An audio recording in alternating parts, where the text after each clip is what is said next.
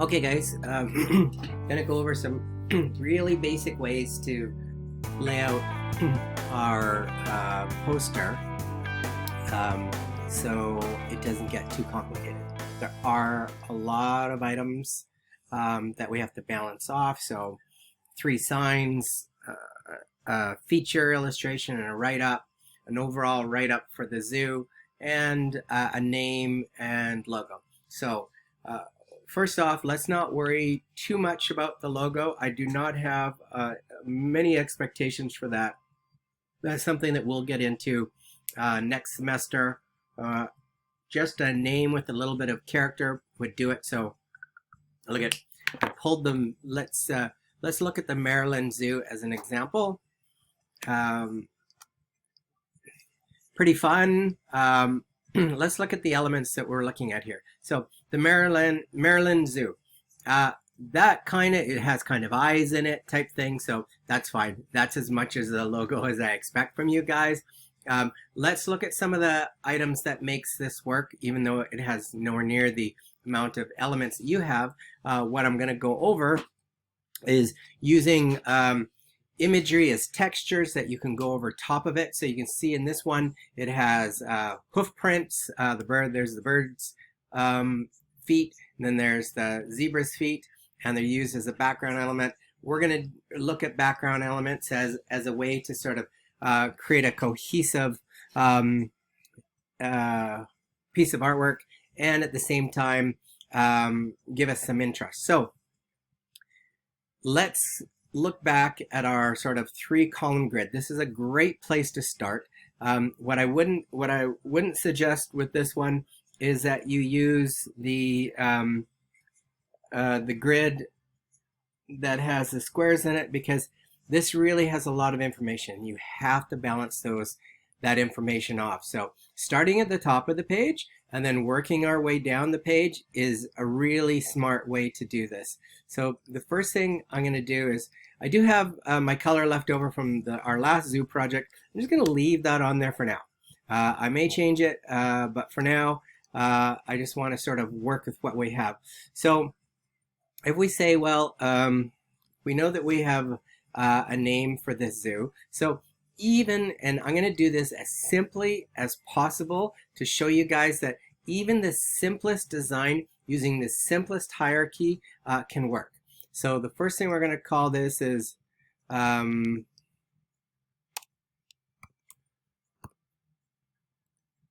John's Zoo.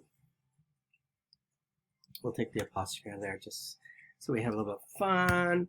Okay, John Zoo. John Zoo has a very kind of nice ring to it.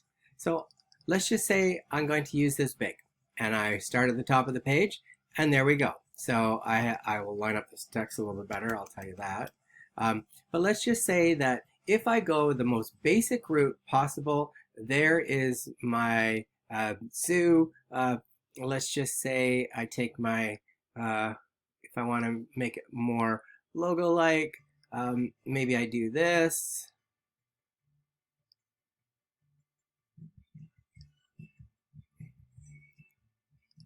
There. Now my zoo has 2 eyes and a mouth.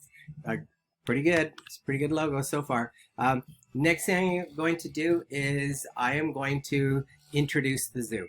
So here's my text. So here's where the issues can start for you guys. We've got our text. With text like this, you can decide what you want to do with it. You could do 1 column. As soon as you start sort of looking at columns, and I just distorted that. I'll fix that.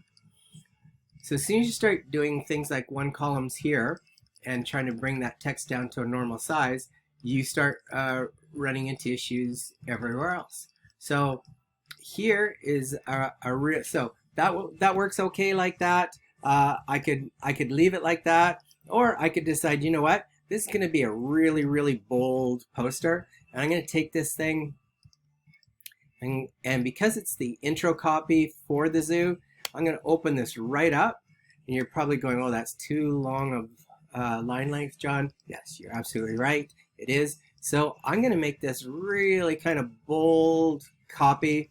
that introduces the zoo. I'm going to get rid of, because it's such long line lengths, I'm going to get rid of any hyphenation. I'm going to fix that, and and I'm just going to sort of leave that for now. So there we go. Oops. So now, if we just, in a very simple way, we say, okay, now we have our type, we have our intro copy, and now let's just say,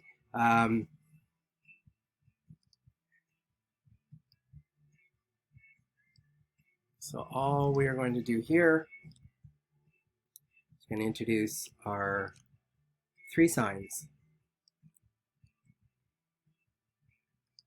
And let's just say they're going to be, these are going to be on a pole. So we're going to have a pole there, and that pole is going to work as part of our column. So all I'm doing right now is I'm not doing anything crazy. I'm sticking to my 3 columns. As simple as can be, right?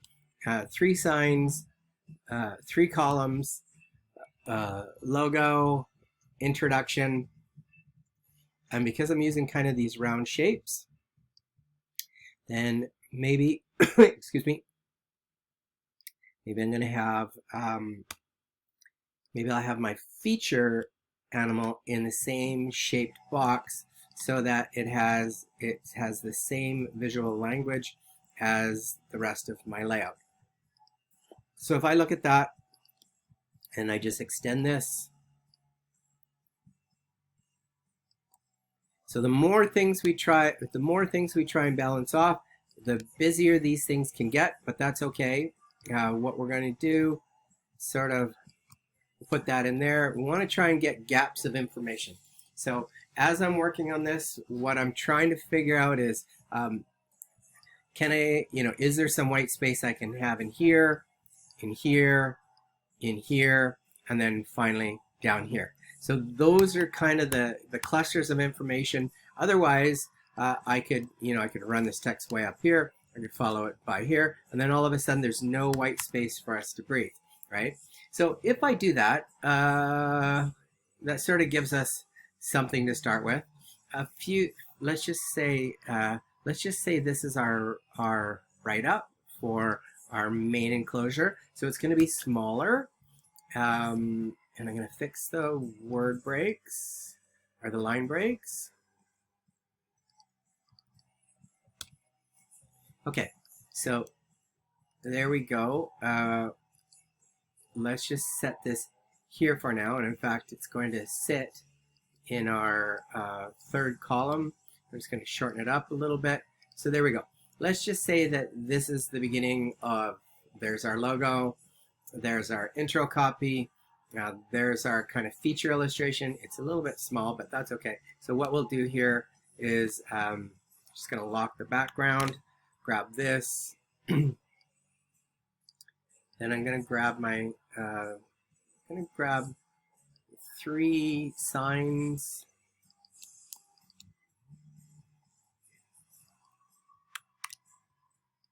So I grab my 3 signs. I'm just going to bring them down in size. So you see I shorten them there. And then my main enclosure I'm going to make bigger. Give us some room to work with. So all I'm really doing at this point is kind of blocking in information, and that is all I'm doing. I'm not too worried about designing anything just yet. So just move that up there. So there we go. I could even, well, I'm not going to get into anything fancy until we sort of figure these things out. So the reason I pulled these pelicans, the reason I pulled these was because what I'm going to do in this one is I'm relatively going to keep it simple, but I'm going to introduce a little bit of texture, right? So, and a little bit of a color break. So if I kind of go, okay, I'm not going to have it all be the exact same tone all the way through, but what I am going to do, what I will do is just change the tone of some of the areas. So if I sort of look at this area,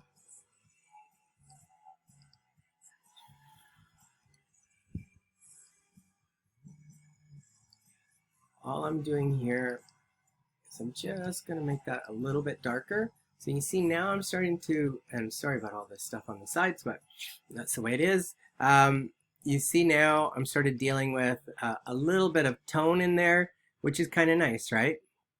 So here's our tone. Let's just say this will be animal 1. And I know it's not crossbred with anything, but we hope to have it crossbred any day now. We're just waiting for a perfect suitor for this rhino. So we're just going to make this smaller. And we're going to set that there. So now that I've set that there, so all I've done is I've put a break in here. I've taken out the rounded box because we don't want to box this thing right in. I've put in my 3 rounded signs. And you can see I've given everything a very subtle color palette just because I happen to be working on this person with a caterpillar style coat on, looking at a caterpillar. So let's just say this caterpillar person is our zoo animal. So I'm just going to group him, and I'm going to use the space that I have, and I don't necessarily have to see the whole thing. I mean, it would be nice, but it's really hard when it's a tall person and a small caterpillar. So I'm just going to mask them out, and then you can start seeing if I have that, maybe I want to do a second one that's also there. So it's an enclosure of people and caterpillars. So I'm not too worried about it being like super realistic. I'm more worried about it kind of looking balanced and a little bit fun. So you can see that I've introduced this. I've taken the yellow from the coat and I've put it on the banners. I've alternated them. I took out the rounded box. My type is still super simple. I'm just going to bring that up a little bit. The next thing I'm going to do is work with a simple texture. So the same way these animals are sitting with these images behind them, and the same as these Europe ones, I brought in just this graphic of a tree. So very symmetrical, very simple. All I'm going to do is use this tree as a texture. So when it's black, it's going to be way too contrasty. So all I'm going to do again is pick up this, see how I picked up the middle color tone. So I'm just going to group this, and I am going to draw a box around this bottom area. Then I am just going to make a clipping mask, make it, then I'm going to send it to the back, send the major color to the back. So really now what you're looking at is introducing a little bit of texture in behind. So I'm just going to duplicate that. I'm going to blow this up a little bit. So the idea is not to make it look like there's a tree in there, but it's really to sort of bring in these sort of natural elements that you would associate with a nature park or a zoo, or in this case a creepy zoo. So all I'm doing is sort of bringing in these elements. I'm just sort of finding some nice areas for them to take up a little bit of room. So you can start seeing that as I move them around, it kind of adds a nice texture to it, right? So you can kind of move things around, and this can be any, this can be any sort of texture. So if I do that, it starts looking like it's got a little bit of depth. Now, I could take that and I could duplicate it, and I could bring it up into here and do the same sort of thing, right? So it doesn't have to be super busy. We'll get that away from our zoo guy, right? So you don't want it to be, you don't want to move things so that they're avoiding the type, right? So you see that I'm not trying to hide the texture away. So if I did that, what happens is it looks like I purposely moved everything out of the way of the text, and that's not the idea. The idea is that we have some integration. Okay, so while I was waiting for the last recording to process, I've gone ahead and I've simplified my banner so you can see now that they are starting to work within a very limited color palette. In fact, I am going to continue that color palette and get rid of the gray. I guess it's hard to see here, but uh, there's my caterpillar human cross. Not as creepy as it probably sounds, but still somewhat creepy, I would say. So where I had left off was when you're using textures and things like that, what you actually want to avoid is avoiding text. So I have made these trees the same color as my middle band for a reason. That's because they're light enough that they should be able to be used as a texture behind all of these things. So right now, if you look at how it is, it really looks like, when I look at that, it looks like I'm avoiding putting the leaves in there. So there we go. I'll sort of adjust it.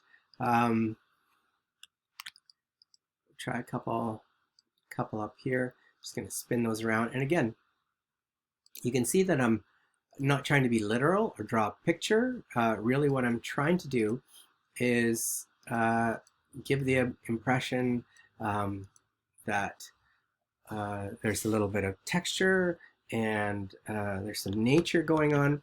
So if you sort of look at what we've got going on, and I'll get rid of all of this stuff so it doesn't look so much like a big dump.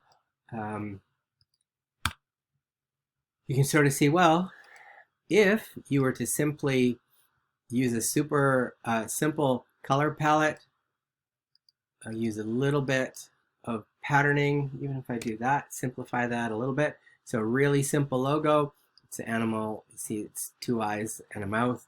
I've taken my 3 columns. So if I bring those back, I'm using my 3 columns and I've brought my intro right across the page. I've broken up the page for my main enclosure and put my text there. Just gonna move him around a little bit, and because we're not being too rigid, but we are still using our columns, and one of the things I'm going to do down here is I'm just going to bring this over a little bit so that we're actually just going to bring in just a little bit, I think a little bit of a hill.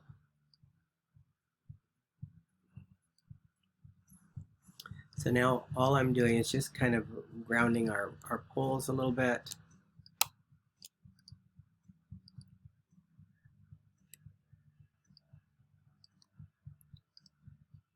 So you can sort of see it's working pretty nicely.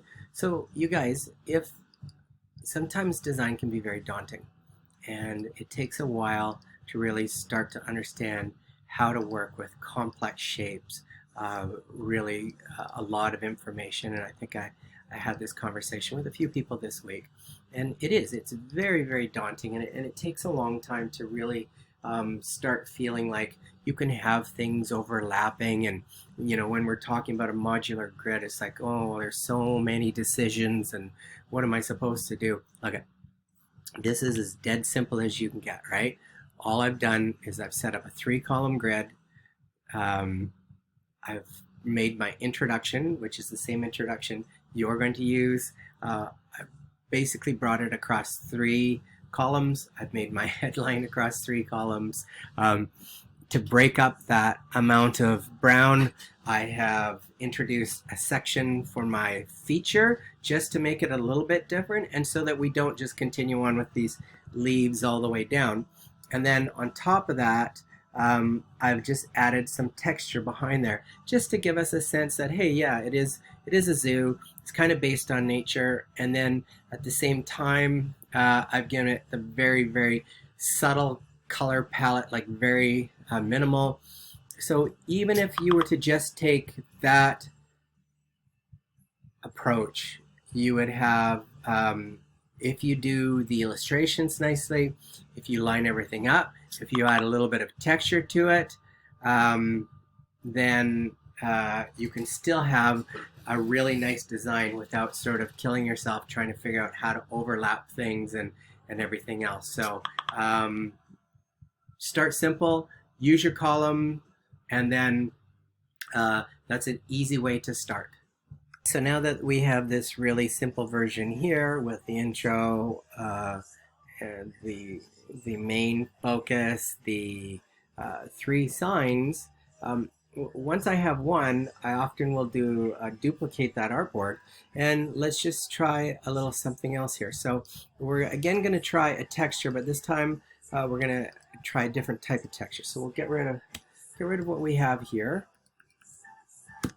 And in this case, let's see what happens if we let's just try doing more of a rounded shape that goes with our sign. So if I do this, watch what happens here. So instead of going, oh, I'm going to have these perfectly framed in a enclosure, I could do something like this. So let's just do this.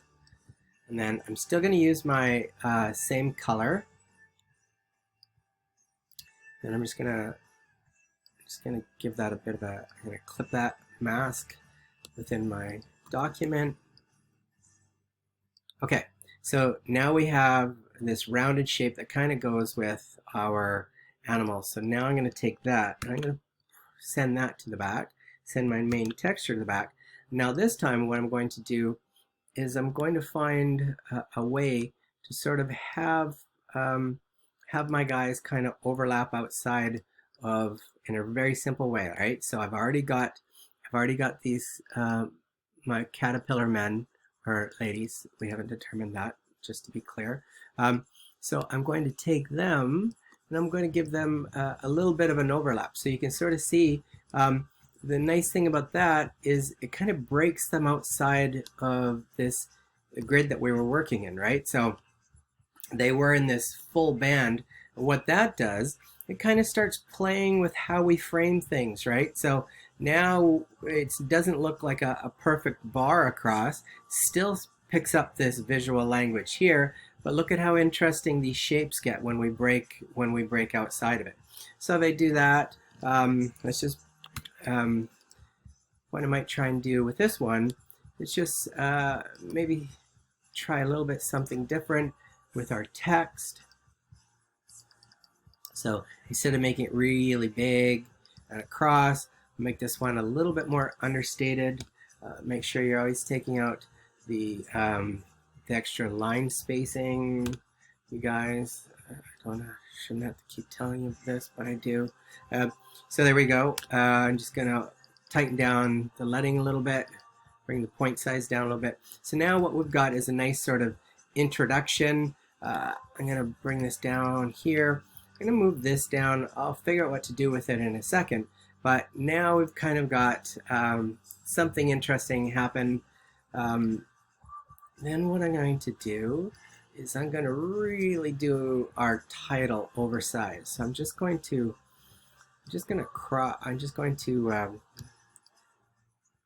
make a clipping mask with a type in it. So there we go. I'm just going to move this up. So we'll have to forget about our zoom out for a minute. But let's just see what happens when we do something a little bit funkier. So I'm making this a little bit bigger. And this.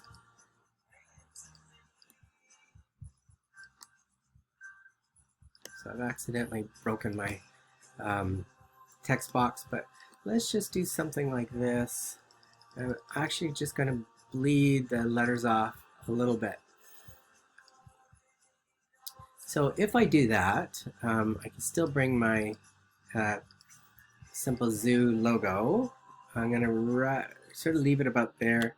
I'm going to freeze it, and then I am going to do something like that. So what I'm going to do here is I'm just going to bring these things over.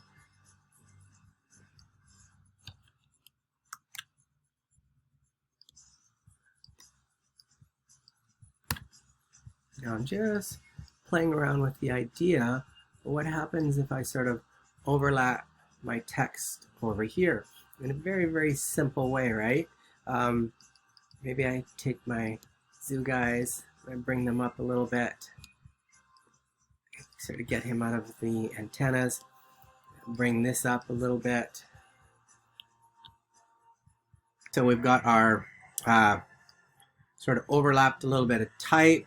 That's okay. Let's just take this.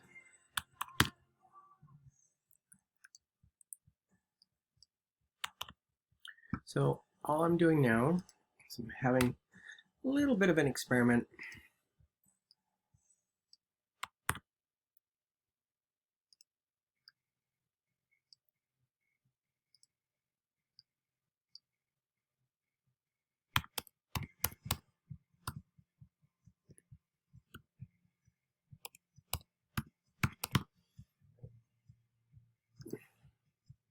So I'm just seeing if I can maybe just layer in a little bit of text that might give it a little bit of a kind of funky feel. So I'm just sort of put caterpillar / man on here, or again, woman, I don't know at this point.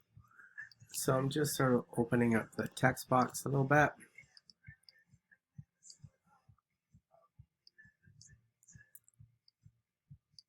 I'll try and get this done in 15 minutes, so it's done.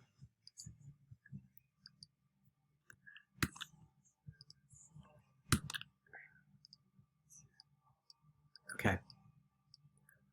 So let's just bring up our text. I'm going to tighten up the leading so we can get more of it in.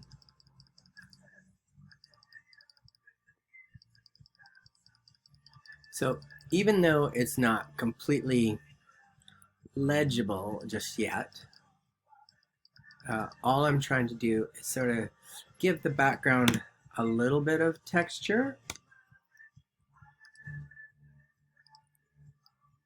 Oops.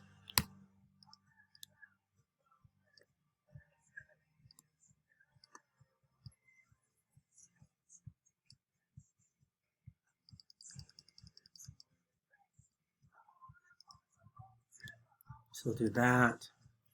And then I'll just move this over a little bit.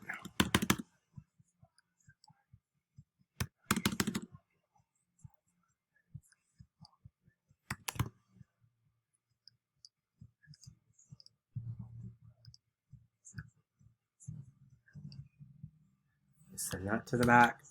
So again, I'm not so worried about what it says. I'm just trying to give it a little bit of texture.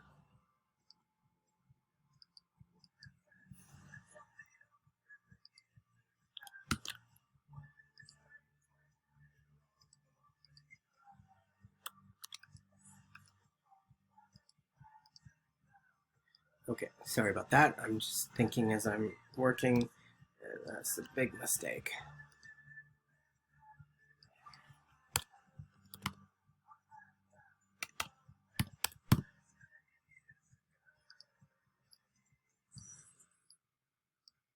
So do that sort of thing. Bring this down a little bit and just make it a little bit kind of fun.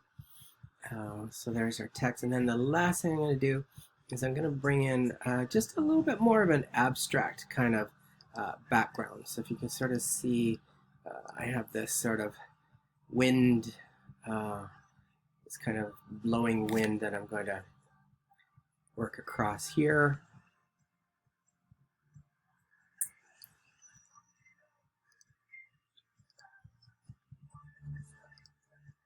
Okay, let's just see what that is sort of looking like.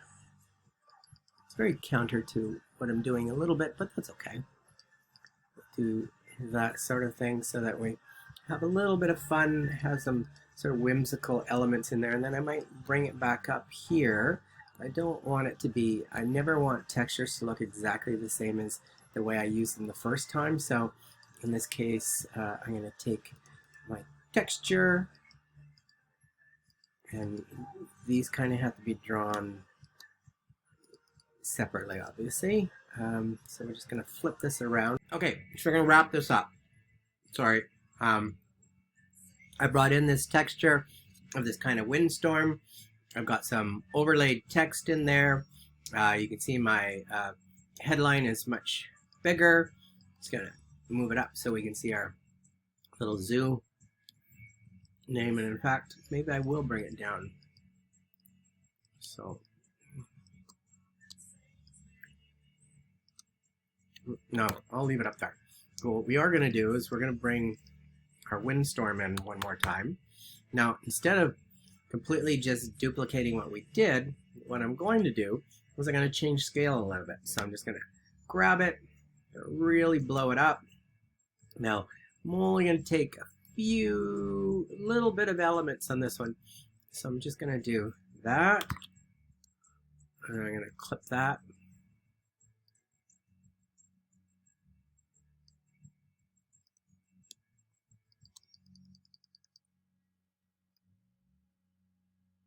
So I'm going to do my clipping mask, send it to the back, send this to the back, and then I'm just going to play around with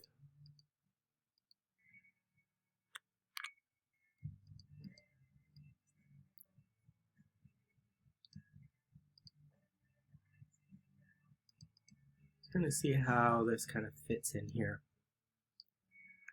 Make it even bigger.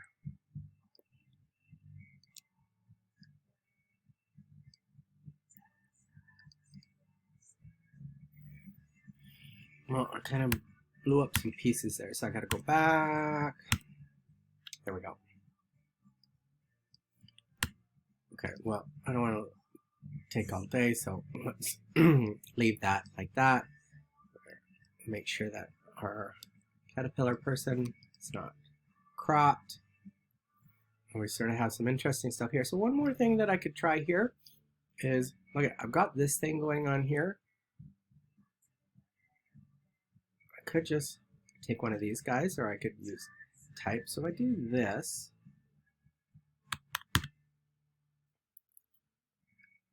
so this is kind of all about working with systems. So I'm just going to go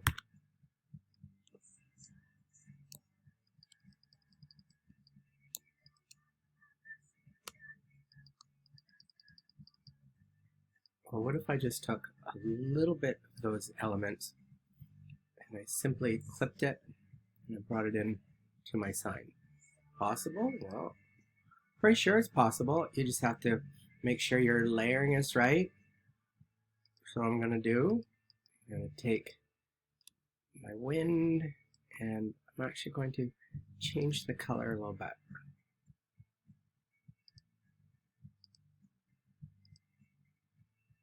Let's just see what that looks like.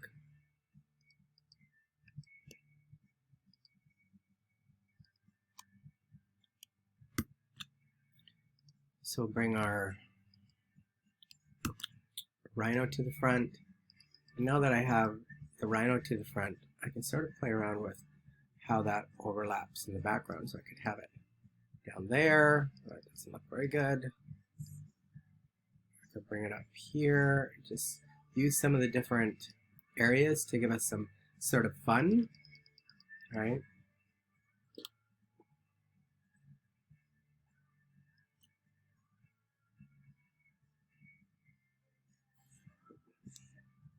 So each time I might try and do something a little bit different. And this kind of gives it actually a bit of a Indian feel to it, which is very unintentional, but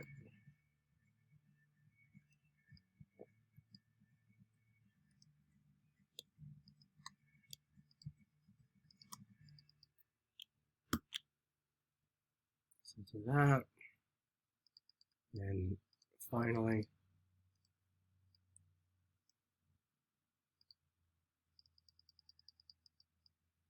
so all we're really doing is just bringing in the same sort of idea each time, and just using the same elements to give us our design system. So if we kind of just back off, make sure that these poles are to the front. I mean, maybe this one I don't even use poles. Maybe this one,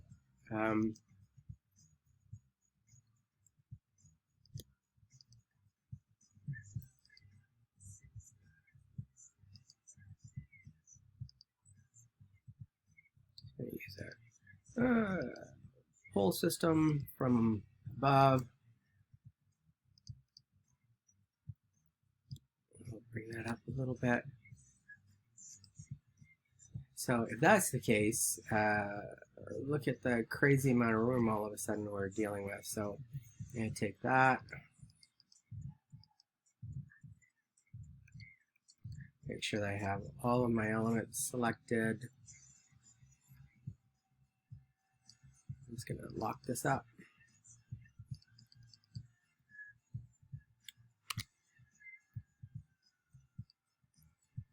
So one of the issues that you do run across when you're doing a ton of clipping mask is that if you want to move those clipping masks, you have to make sure that everything is selected within those clipping masks, or it kind of destroys the clipping mask. So it's good and it's bad. So if we do that sort of thing, gives us a little bit more room to play with this.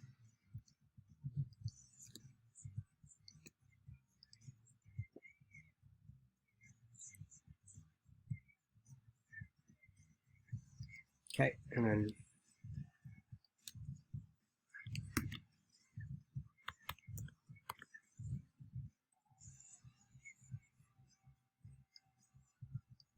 so we'll just try one more little thing here.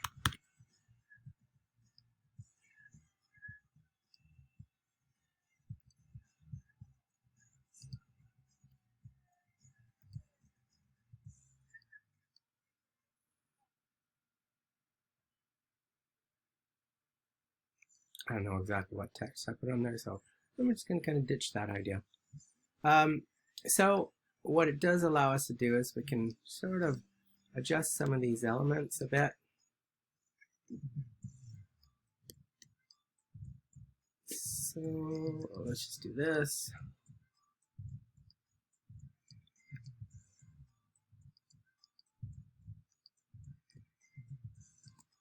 So we'll bring a little bit of our overlap there.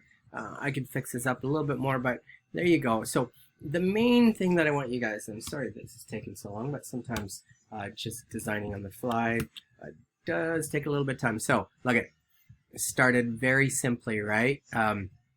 Use the 3 columns, line things up, made my headline 3 columns, made my intro 3 columns because it can be a little bit bolder. I broke up the color just a little bit with a subtle tone to break up the space a bit. I went with rounded shapes for my signs, stuck with basically 3, so yellow, black, and sort of orangey brown as my main colors, and look at how tight that keeps it, right? And then, so nothing crazy. I didn't have to do anything with the type other than just line a few things up, right, guys?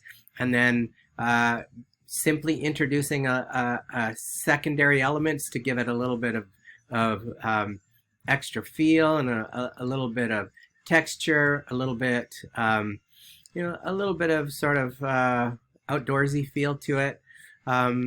And so the main point is try not to do anything crazy. You can come up with a really nice solution just using a very simple approach, right? So in this one, really sort of just using a different type of texture in behind there, playing with some bigger, larger type, breaking outside of the container a little bit, but at the end of the day, it still started with a 3-column grid, and it hasn't done anything really too crazy. So that's what I want you to take away from this is just start simple and then decide how many elements you need. But if you start simple, it's much easier to stay control over the grid, stay control over the balance of your layout. So that is it.